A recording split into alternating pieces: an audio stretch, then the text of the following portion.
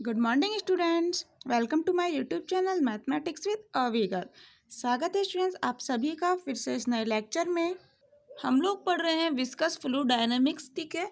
उसमें जो स्टूडेंट्स आप लोगों ने स्टार्ट किया था एनएस इक्वेशन का सॉल्यूशन निकालना, exact solution of NS equation हम लोग पढ़ रहे थे, जिसमें हमने फर्स्ट एग्जाम्पल क्या लिया था, flow between two parallel plates, ठीक है, पैरेलल प्लेट्स।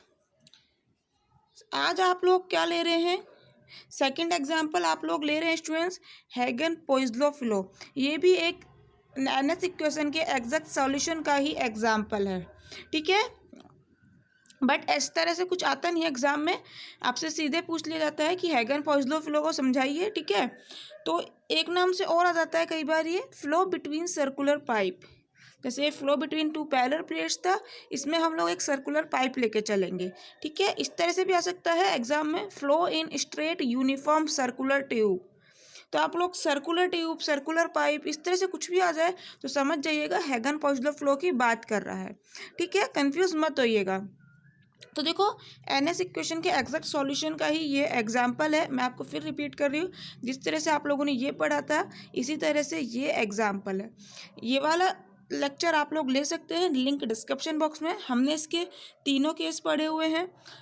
फर्स्ट कौन सा था, प्लेन क्यूटी फ्लो। सेकंड कौन सा था, प्लेन पॉइसलो फ्लो। और सी था आप लोगों का जर्नलाइज प्लेन क्यूटी फ्लो। तीनों केस आप लोग पढ़ सकते हैं, लेक्चर्स हैं डिस्क्रिप्शन बॉक्स में, ठीक है। लेक्चर नंबर 3 में आप लोगों ने स्टार्ट किया था, ये फोर्थ लेक्चर आप लोगों का इसका था प्लेन क्यूटी फ्लो का, ठीक है। फिफ्थ लेक्चर आप लोगों का प्लेन पॉइसलो फ्लो, और सिक्स्थ लेक्चर आप लोगों का था जर्नलाइज प्लेन क्यूटी फ्लो का, ठीक है। सेवन्थ लेक्चर में हम लोगों ने करेक्टरिस्टिक पैरामीटर्स देखे थे।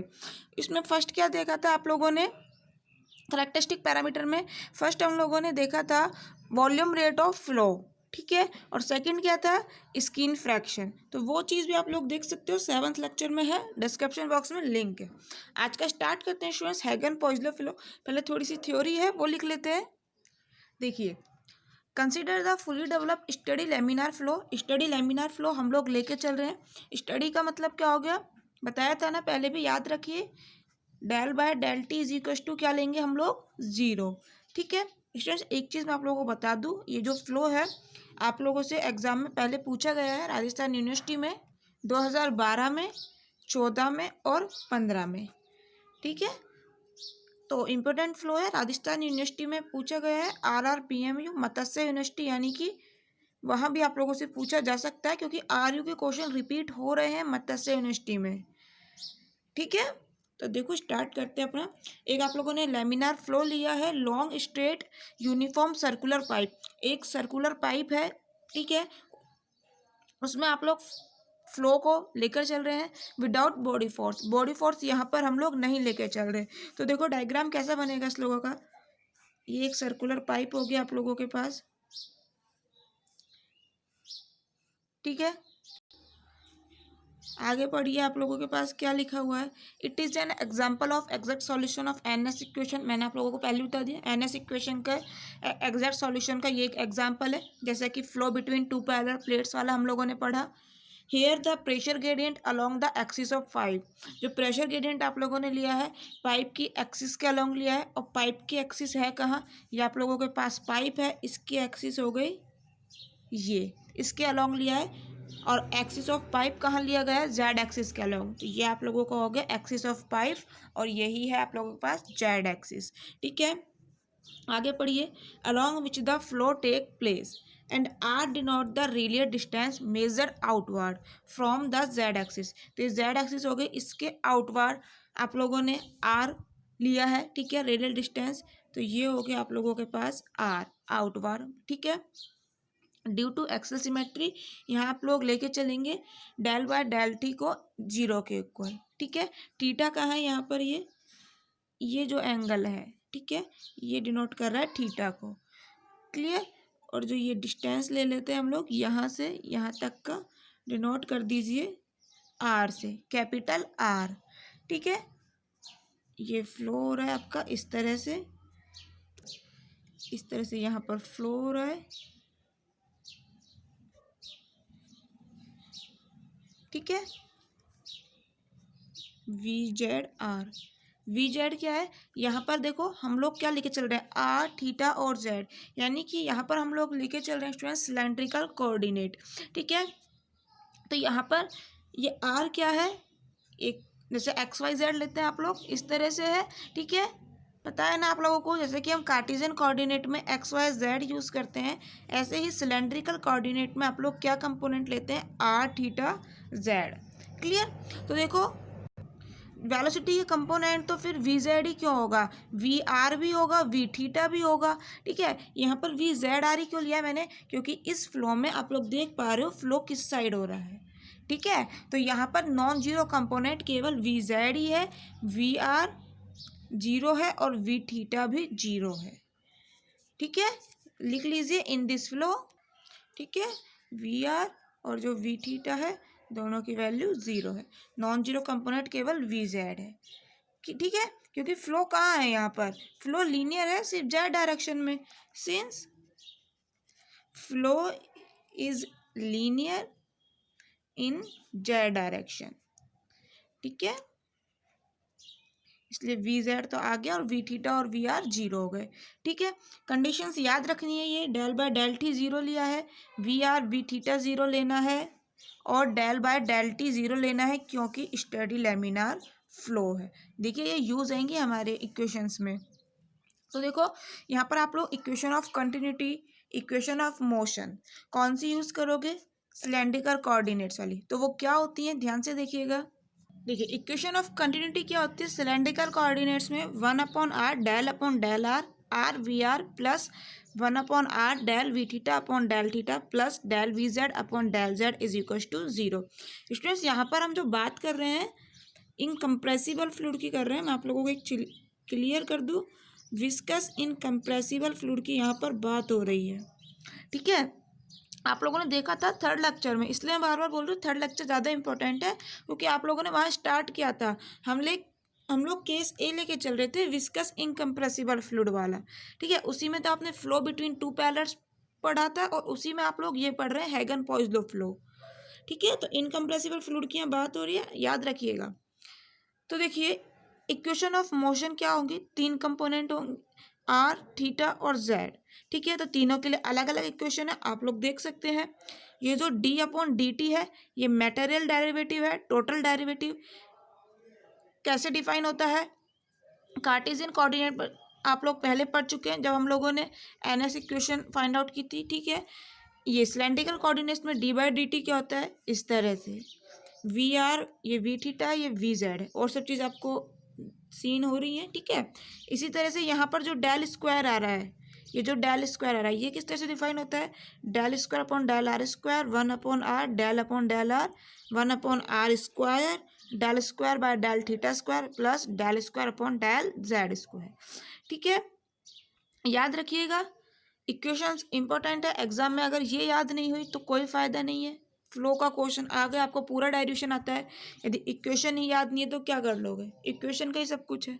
ठीक है, इस तरह से याद रखो। देखो ये टोटल डेरिवेटिव वाला टर्म तो पूरे में आ रहा है, यहाँ पर आप लोग इस तरह से ध्यान रखिए, जो थीटा कंपोनेंट होता है ना उसमें आर जरूर आता है, यहाँ वी थीटा स्क्वायर है, जहाँ थीटा है ना वहाँ आर जरूर आ रहा है, यहाँ थीटा है ये तो पूरा है ही थीटा का कंपोनेंट, तो आर यहाँ पर सीधा देखो del P upon del r है, बट जहाँ थीटा की बात आ गई वहाँ आर जरूर आएगा।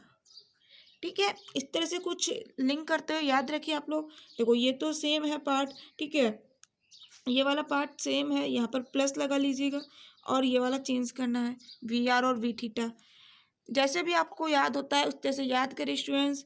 ये वाला पार्ट देखिए सेम है, ठीक है, ये आर के लिए है तो आर आ गया, ये थीटा के लिए तो थीटा आ गया। ये जेड वाला इजी पड़ता है, इसको याद करने में कुछ भी नहीं है। ठीक है, इनका फर्स्ट पार्ट ले रखा है और कुछ भी नहीं, यहाँ पर del P upon Z Z आ गया, ये रो एफ जेड। अच्छा ये F R F theta F Z क्या है, ये यहाँ पर है एक्सटर्नल फोर्स, है ना, पहले से हम लोग पढ़ के आ रहे हैं, F x F I F Z लेते थे। तो देखो अभी मैंने आप एक चीज़ लिखी थी पीछे कि there is no external force, देखिए there is no any external force, इसका मतलब क्या है, यहाँ पर एफ आर है, एफ थीटा है और एफ जेड है, इनकी वैल्यू ज़ीरो है, एक्सटर्नल फोर्स लिया नहीं है यानी कि वैल्यू ज़ीरो है। तो सारी आप लोगों के पास कंडीशन है, कुछ इनका यूज़ करिए और इक्वेशन को रिड्यूस कीजिए, देखिए क्या आती हैं। कंडीशंस को याद रखिए, अपनी नोटबुक में एक जगह लिख लीजिए, उसके बाद आप लोग यहाँ देखिए। देखो वी आर हम लोग ज़ीरो लेके चल रहे हैं, ठीक है, वी थीटा ज़ीरो है, तो ये वाला वी आर ज़ीरो यानी कि ये टर्म वैनिश हो गई, जीरो हो गई कंप्लीट। वी थीटा हम लोग क्या लेके चल रहे हैं, ज़ीरो, तो ये वाली टर्म वैनिश हो गई, ठीक है। क्या बचा, equation of continuity, equation number 1 डाल दीजिए इसे, ये सेकंड हो गई, ये थर्ड हो गई, और इसमें डाल दीजिए फोर्थ। तो इक्वेशन फर्स्ट क्या रिड्यूस हो चुकी है, इक्वेशन फर्स्ट रिड्यूस होकर आप लोगों के पास आ चुकी है, del V Z upon del Z is equal to zero. Clear. R component में देखिए, आर कंपोनेंट में यहाँ तक डी बाई डी टी की वैल्यू यहाँ से डायरेक्ट लिखिए। ऐसा नहीं है कि पहले आप यहाँ वैल्यू पुट करेंगे फिर वी आर मल्टीप्लाई करके दिखाएंगे, उसके बाद बहुत लंबा डेरिवेशन हो जाएगा स्टूडेंट्स, इतना टाइम नहीं होता है विस्कस के पेपर में। मैं आप लोगों को पहले ही बता चुकी हूँ, विस्कस का पेपर लेंदी आता है, लेंदी सारे डेरिवेशन हैं, जितने भी फ्लो पढ़ रहे हैं हम सारे लेंदी हैं।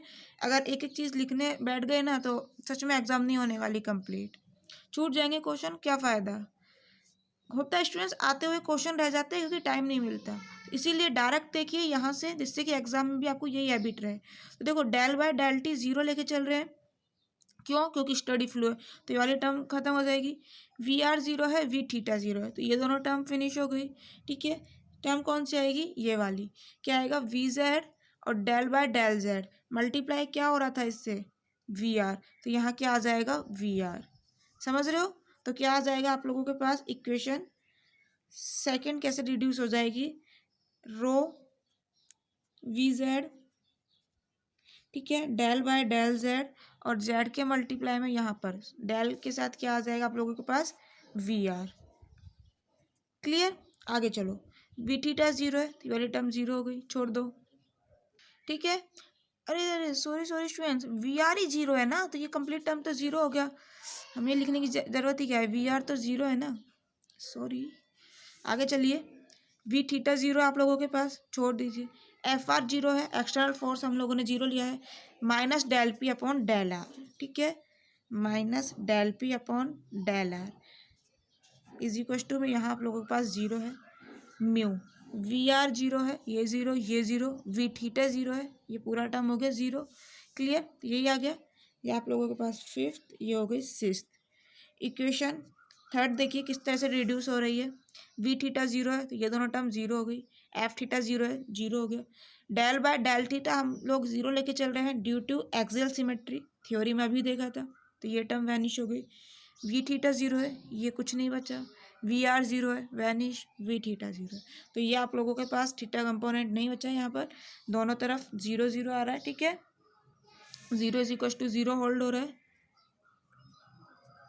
इक्वेशन फोर देखते हैं, यहाँ से देखिए del by del t zero है, तो ये टर्म फिनिश हो गई, वी आर ज़ीरो है, वी थीटा ज़ीरो है, बचा क्या, ये वाली टर्म, तो क्या आ जाएगी, रो और वी जेड यहाँ पर हो जाएगा मल्टीप्लाई, तो क्या आ जाएगा आप लोगों के पास, rho V Z del we Z by del Z, ठीक है। आगे चलिए, एफ जेड ज़ीरो है, छोड़ दीजिए, जीरो हो गया, del P upon del z minus del P upon del Z, ठीक है। आगे चलिए, mu del square v Z, del square ये रहा आप लोगों के पास, यहाँ से देखो, यहाँ से क्या बचेगा आप लोगों के पास, ये वाली टर्म आएगी, बिल्कुल ये वाली टर्म भी आएगी, del by del theta zero है, तो ये वाली टर्म वैनिश हो जाएगी, सिर्फ ये दो तीनों टर्म आप लोगों के पास आएंगी, मल्टीप्लाई किससे करना है, वी जेड से, तो क्या आ जाएगा आप लोगों के पास, ये तीनों टर्म, ठीक है, वी जेड से मल्टीप्लाई होके, तो ये लिख दिया ना वी जेड, यहाँ भी वी जेड आ गया, ठीक है, और यहाँ भी वी जेड आ गया, del square v Z upon del z square, ठीक है। स्मॉल जेड और कैपिटल जेड से कंफ्यूज नहीं होना, कुछ भी लिख लीजिए, कोई फर्क नहीं पड़ रहा। अब यहाँ से देखो, इक्वेशन ऑफ कंटिन्यूटी को देखें तो del V Z upon del Z is equal to zero आ रहा है, तो ये वाली टर्म वैनिश हो गई, ये टर्म जीरो हो गया, del V Z upon del z. इसी तरह से जब यहाँ पर सिंगल डेरिवेटिव भी जीरो है तो डबल डेरिवेटिव तो जीरो आना ही है, तो ये वाली टर्म भी वैनिश हो गई। क्या बचा, minus del P upon del z plus mu del square v r upon del square v Z upon del r square plus one upon r del V Z upon del r, ठीक है। देखिए ये term लिख दी, ठीक है। यहाँ से एक चीज़ देखो, यहाँ से क्या आ रहा है, del V Z upon del Z is equal to zero, इसका मतलब क्या हुआ, वी जेड में जेड नहीं है, इसका मतलब वी जेड जो है आप लोगों का जेड का फंक्शन नहीं है। और del by del t zero ले रहे हो, ठीक है, तो यानी कि del V Z upon del theta भी जीरो ही हो जाना है जब डेल बाय डेल थीटा ही जीरो है। तो इससे क्या कह सकते हो, वी जेड थीटा का फंक्शन भी नहीं है। तो इन दोनों इक्वेशन से, इन दोनों से हम लोग ये कह सकते हैं वी जेड ना थीटा का है ना जेड का है, यहाँ से थीटा का नहीं है, यहाँ से जेड का नहीं है। इसका मतलब वी जेड किस पे डिपेंड कर रहा है, सिर्फ आर पे, यानी कि वी जेड किसका फंक्शन है, केवल आर का। ठीक है, तो फ्रॉम फिफ्थ इक्वेशन आप लोग क्या कह सकते हो, v Z is function of r, ठीक है, ऑफ आर ओनली। इसी तरह से यहाँ से देखिए पी, यहाँ से हम लोग देख सकते हैं आर से इंडिपेंडेंट है, ठीक है। और इसी तरह से del upon del t zero, theta zero है तो del P upon del theta भी जीरो है ना, यानी कि पी यहाँ से इंडिपेंडेंट किससे हो गया, थीटा से, ठीक है। तो इसका मतलब पी केवल फंक्शन किसका है, जेड का। तो P is function of Z only, ठीक है। जब वी जेड केवल आर का फंक्शन है, पी केवल जेड का फंक्शन है, समझ रहे हो। तो फिर यहाँ पर ये जो पार्शियल डेरिवेशन है इसकी ज़रूरत ही क्या रही। पार्शियल डेरिवेशन हम जब लगाते हैं जब कोई भी, जैसे आप लोगों को यहाँ पर पी यदि आर का भी होता है थीटा का भी होता है, यानी एक से ज़्यादा फंक्शन का होता है आप लोगों के पास, ठीक है, एक से ज़्यादा वेरिएबल पे डिपेंड करता हो, बट यहाँ पर केवल वी जेड किसका फंक्शन है, केवल आर का। तो यहाँ पर पार्शियल डेरिवेटिव की कोई ज़रूरत नहीं है। इसी तरह से यहाँ पी केवल जेड का फंक्शन है तो पार्शियल डेरिवेटिव की जगह क्या आ जाएगा, टोटल डेरिवेटिव, ठीक है। इसको इस साइड और भेज दो तो पॉजिटिव हो जाएगा। तो d P upon D z, इसको इधर भेज दिया, इज इक्वल टू क्या बचा, mu d square v Z upon D r square plus one upon r d V Z upon D R is equal to zero, sorry is equal to तो लग गया, ठीक है, ठीक है। अब ऐसा करो आर कॉमन ले लो तो क्या आएगा, आर बाहर आ जाएगा और यहाँ एक आर मल्टीप्लाई हो जाएगा, ठीक है। जो आर बाहर आएगा उसको हम यहाँ भेज रहे हैं मल्टीप्लाई में और म्यू को नीचे, तो क्या आ जाएगा, are upon mu D P upon D z, ठीक है। यहाँ से क्या बचेगा, यहाँ पर आर आ जाएगा, r d two v Z upon D r square plus d V Z upon D r, कुछ भी नहीं, पहले आर कॉमन ले लिया तो बाहर आर आ जाएगा, और इस वाली टर्म को इधर भेज दिया तो आर इधर चल जाएगा, म्यू नीचे आ जाएगा, तो ये टर्म आ गई। जब कॉमन लोगे तो यहाँ पर भी तो आर आएगा, तो वो ये रहा, ठीक है, समझ आ गया। अब ये बताओ क्या मैं इसको इस तरह से नहीं लिख सकती क्या, r d by d are, ठीक है, d V Z upon D r, इसको फर्स्ट इसको सेकंड मान के डेरिवेटिव करो। फर्स्ट को रखा d two v Z upon D r square, ये आ गया, प्लस सेकंड फंक्शन को रखा, ये रख लिया आर का, तो आर का आर के रेस्पेक्ट में हो गया वन, कोई दिक्कत नहीं, r upon mu D P upon D z, ठीक है। प्रेशर ग्रेडियंट क्या है, d P upon D z, इसको कांस्टेंट लेते हुए इंटीग्रेट करिए आप लोग बोथ साइड जेड के, सॉरी आर के रेस्पेक्ट में, ठीक है। D P upon D z को ले लीजिए कांस्टेंट, तो ये कांस्टेंट है, ये कांस्टेंट है, ये क्या है आप लोगों के पास बताइए, कोफिशिएंट ऑफ विस्कोसिटी होता है ना, ये हम लोगों ने आपको पहले भी तो बताया था, ठीक है। क्या आ जाएगा, देखो D P upon D Z mu constant है, आर का क्या हो जाएगा, R square by two mu D P upon D Z constant as it is आ गया, इंटीग्रेट करोगे डिफ्रेंशिएशन हट जाएगा, क्या बचेगा, D V Z upon D R, ठीक है। प्रेशर ग्रेडियंट को कांस्टेंट लेके चल रहे हैं इसको, प्लस इंटीग्रेशन कांस्टेंट ए, ठीक है। अगेन इंटीग्रेट करिए, क्या आ जाएगा, देखिए अगेन इंटीग्रेट करने से पहले ऐसा करो, इस ए कांस्टेंट को यहाँ पर ऐड करने की बजाय यहाँ कर लीजिए। ऐसा क्यों कर रही हूँ मैं, कुछ भी नहीं, इक्वेशन अच्छे से सॉल्व हो जाए इसलिए, क्योंकि हम लोग वेलोसिटी डिस्ट्रीब्यूशन पढ़ रहे हैं, ठीक है। वेलोसिटी डिस्ट्रीब्यूशन पढ़ रहे हो तो वेलोसिटी को इक्वल में निकालोगे आप लोग, ठीक है, v Z is equal to something निकालोगे, इसीलिए यहाँ से कांस्टेंट हटा के यहाँ लिख दिया, कोई फर्क नहीं पड़ रहा, माइनस से हो जाएगा, उससे कोई फर्क नहीं पड़ता, आप लोग जानते हैं इंटीग्रेशन कांस्टेंट से, ठीक है। इस आर को इधर भेजिए, क्या आ जाएगा, D V Z upon D R is equal to, R को इधर भेजा तो एक आर कैंसिल हो जाएगा, are upon two mu D P upon D Z plus A के अपॉन में आर आ जाएगा। ठीक है, अब अगेन इंटीग्रेट कीजिए, तो क्या आर के रेस्पेक्ट में इंटीग्रेट करिए तो डिफरेंशिएशन हट जाएगा, इंटीग्रेट करेंगे तो क्या बचेगा, v Z is equal to d P upon D z to mu as a constant behave कर रहा है। ठीक है, यहाँ भी आप लोग प्रेशर ग्रेडियंट को कांस्टेंट लेके चल रहे हैं। आर का r square upon two, two two ज़ा फोर और mu D P upon D Z plus a, one upon r का क्या होता है, log r plus integration constant अब ऐड कर दिया बी। ठीक है, यहाँ पर ए और बी क्या है, कोई भी आर्बिट्रेरी कांस्टेंट है जिनके की हम वैल्यूज़ निकालेंगे बाउंड्री कंडीशन से। ठीक है, बाउंड्री कंडीशन यहाँ पर क्या है, देखो थोड़ी सी जो आपके flow between two parallel plates थी वहाँ पर बाउंड्री कंडीशन इजी थी, बट यहाँ पर थोड़ा सा इतना इजी नहीं है, याद रख लीजिएगा।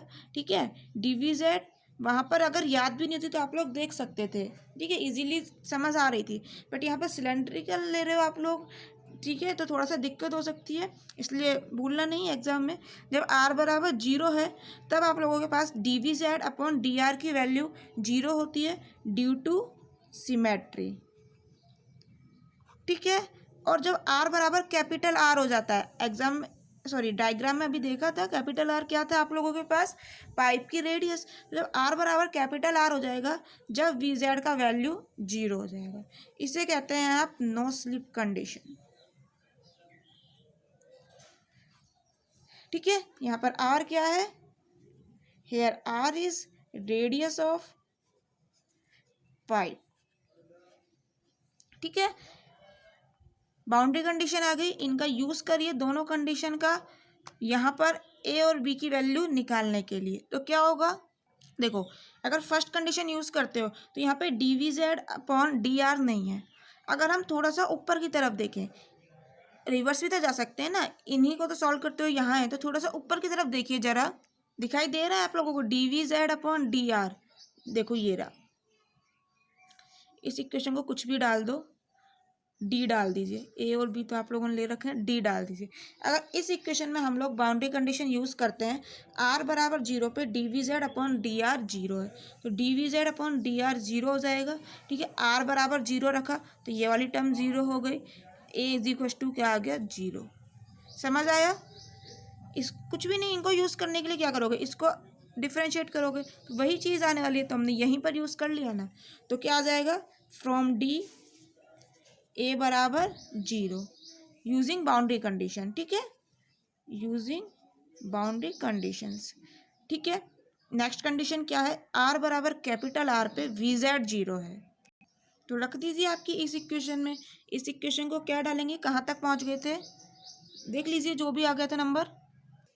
ठीक है, अपनी नोटबुक के हिसाब से शायद 7th नंबर है, यहाँ पर रखिए वी जेड की वैल्यू जीरो, तो क्या आ जाएगा, capital R square upon four mu D P upon D Z, A की वैल्यू जीरो आ गई, ये टर्म वैनिश हो गई, plus b r is equal to में क्या है, zero, b is equal to क्या आ गया, माइनस, अरे बी को इधर ही रहने दो, ये टर्म ए के कारण जीरो हो गई, ये वी जेड जीरो लिया है, इसको इधर भेज दो तो माइनस में आ गया, आर की जगह कैपिटल आर रख दिया। ए और बी दोनों की वैल्यूज आ चुकी हैं, तो अपनी इक्वेशन में रख दीजिए, क्या आ जाएगा, क्या आ जाएगा आप लोगों के पास, वी जेड क्या है, वेलोसिटी, तो वेलोसिटी डिस्ट्रीब्यूशन क्या आ जाएगा, so velocity distribution is given by A और बी की वैल्यू रखने पर, देखिए V Z is equal to R square upon four mu D P upon D Z, A की वैल्यू जीरो आई है, ये टर्म वैनिश हो जाती है, बी की वैल्यू क्या आई है, minus R square upon four mu D P upon D Z. Common आ रहा है कुछ, बिल्कुल कॉमन ले लीजिए, one upon four mu D P upon D Z क्या आ जाएगा, R square minus capital R square. अब आप कॉमन ले लीजिए minus capital R square, minus capital R square common ले लिया, मैं ऊपर भी ले सकती थी बट समझ आए अच्छे से इसलिए इस तरह से लिया है, माइनस आर स्क्वायर कॉमन गया तो बाहर यहाँ बचा वन, माइनस बाहर लिया तो एक माइनस यहाँ और आ जाएगा। क्लियर, यहाँ से डायरेक्ट भी कॉमन ले सकते हो, बस जैसा समझ आए वैसा करो। तो ये आ जाता है आपके पास velocity distribution in the Hagen Poiseuille flow. ये किस फॉर्म में है? पैराबोलॉइड ऑफ रिवोल्यूशन फॉर्म में। ठीक है, तो लिख देते हैं। इस तरह से आपने प्लेन पॉइसलो फ्लो में भी देखा था, वहाँ पर भी कुछ इस तरह से आया था। ठीक है, तो 1-r² तो इस तरह से जब टर्म आती है तो आप लोग समझ जाते हैं पैराबोलॉइड। ठीक है, पैराबोला की बात चल रही है, पैराबोलिक, तो समझ आया। पैराबोलॉइड फॉर्म में इस तरह से हैगन-पॉइसलो फ्लो में इस तरह से वेलोसिटी डिस्ट्रीब्यूशन दिया जाता है। ठीक है, अब अगर यहाँ हम प्रेशर ग्रेडियंट को डिफाइन करना चाहें तो कैसे करेंगे? तो यहाँ पर स्टूडेंट्स प्रेशर ग्रेडियंट को डिफाइन करा है किस तरह से,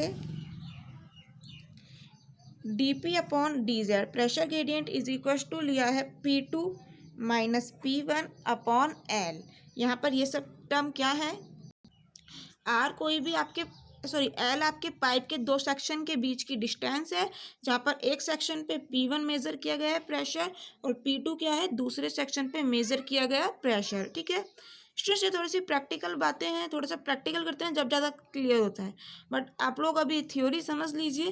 ठीक है, जब भी आपके कॉलेज में पॉसिबल होता है प्रैक्टिकल, तो इन चीज़ों का देखिएगा। प्रैक्टिकली ये चीज़ें ज़्यादा समझ आती हैं विस्कस। ठीक है, विस्कस फ्लूइड डायनामिक्स अगर प्रैक्टिकल करते हैं ज़्यादा क्लियर होते हैं कंसेप्ट। तो देख लेते हैं स्टूडेंट्स, यहाँ पर अगर इस फॉर्म में पूछ लिया जाता है तो dp/dz की वैल्यू रख के आप लोग इस फॉर्म में निकाल दीजिएगा। vz एग्जाम में कैसे पूछ सकता है, हो सकता है प्रेशर ग्रेडियंट की वैल्यू इस टाइप की देकर, ठीक है, P1 और P2 बोल दे कि दो प्रेशर है दो सेक्शंस पर, तो आप लोग बताइए vz क्या होगा, वेलोसिटी डिस्ट्रीब्यूशन, तो आप लोग निकाल दीजिएगा इस तरह से। ठीक है, अब बात कर लेते हैं मैक्सिमम वेलोसिटी की। कई बार मैक्सिमम वेलोसिटी भी पूछ ली जाती है, तो मैक्सिमम वेलोसिटी कहाँ मिलेगी आपको? मैक्सिमम वेलोसिटी हमने पहले भी निकाली है। मैक्सिमम वेलोसिटी आप लोगों को मिलती है students on the axis of pipe. The maximum velocity occur on the axis of pipe. Axis of pipe का क्या मतलब है? एक्सिस ऑफ पाइप का मतलब है r=0। ठीक है, एक्सिस ऑफ पाइप का मतलब क्या है? That is r=0। देखो डायग्राम से भी देख सकते हो, मैंने ऐसे डायग्राम क्यों बनाया ये वेलोसिटी का।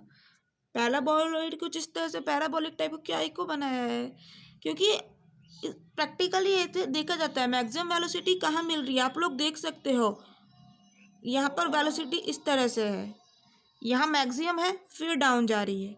ठीक है, तो मैक्सिमम कहाँ है? एक्सिस पर, पाइप की एक्सिस पर, यानी कि यहाँ पर आर का वैल्यू क्या है, यहाँ पर r0 है। ठीक है, r=0 पर मैक्सिमम वेलोसिटी मिलेगी कितनी, कितना हो जाएगा वेलोसिटी? मैक्सिमम वेलोसिटी को हम लोग VZ से शो कर देते हैं, m for maximum is equal to क्या आ जाएगा, -r²/4μ dp/dz। ये वाली टर्म तो जीरो हो गई। ठीक है, 1 में से 0 गया, 1 ही बचा, तो r=0 and let VZ is equal to क्या है, VZM। ठीक है, एट r=0। ये आ गई मैक्सिमम वेलोसिटी। अगर dp/dz की वैल्यू रख देते हैं तो क्या आ जाएगा, माइनस को अंदर भेज दो, यहाँ P1 माइनस P2 हो जाएगा। So VZM is equal to r²/4μ P1 minus P2/L। ये एग्जाम में आप लोगों से पूछी जाती है। मैक्सिमम वेलोसिटी देकर क्या देता है, इसे प्रूफ करके दिखाओ, डिराइव करके दिखाओ। ठीक है, तो यहाँ तक करके आना है, समझ आया। तो हैगन-पॉइसलो फ्लो में अगर हम वेलोसिटी फील्ड निकालना चाहें तो नॉन डायमेंशनल VZ/VZM क्या आ जाएगा, देखिए VZ/VZM is equal to 1 minus R/R का स्क्वायर। वेलोसिटी फील्ड आ जाता है हैगन-पॉइसलो फ्लो में। यहाँ तक एग्जाम में करके आइएगा, तभी फुल मार्क्स मिलने हैं।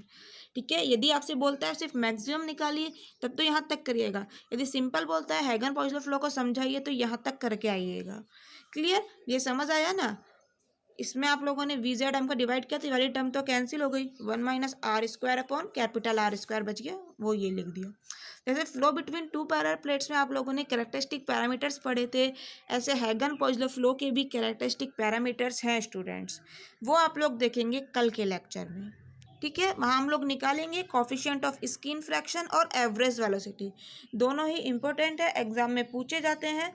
ठीक है, एवरेज वेलोसिटी तो पूछी भी गई है 2015 में, और कॉफिशिएंट ऑफ स्किन फ्रैक्शन भी प्रूफ किया जाता है, दे दिया जाता है कि प्रूफ कीजिए। कॉफिशिएंट ऑफ स्किन फ्रैक्शन होगा 16 अपॉन रेनॉल्ड नंबर। ये प्रूफ कराया जाता है एग्जाम में। तो कैसे प्रूफ होगा वो हम लोग देखेंगे कल, किस तरह से ये निकालते हैं। ठीक है। सो थैंक यू स्टूडेंट्स, मिलते हैं नेक्स्ट लेक्चर में।